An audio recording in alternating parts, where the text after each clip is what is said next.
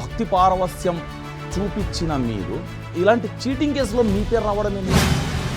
6% amount ఇస్తానని అసలు ఆ అమౌంట్ ఇవ్వలేదు, అసలు మా ఫోన్ లిఫ్ట్ చేయడం లేదు, మైహం భుజాల కూడా ఖాళీ చేసేసినాడు అని వాళ్ళు బయటకు వచ్చి చెప్పడం వల్లే ఇంత జరిగింది. ఇక్కడ జరిగిన డ్యామేజ్ ఏంటి వాస్తవానికి అంటే, ఎప్పుడు ఇల్లందులో 8 షాపుల్లో 4 వైన్ షాప్స్ మాకు తగలటంతో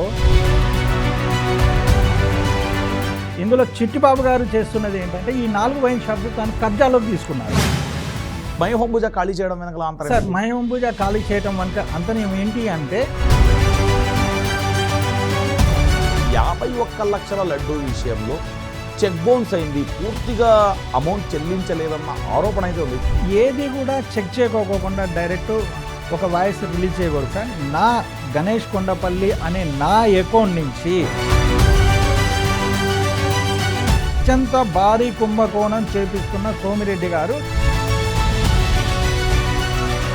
ఇల్లందులో ఎమ్మెల్యే గారు ఓడిపోవడానికి కారణం కూడా కేవలం చిట్టిబాబు గారు మాత్రమే.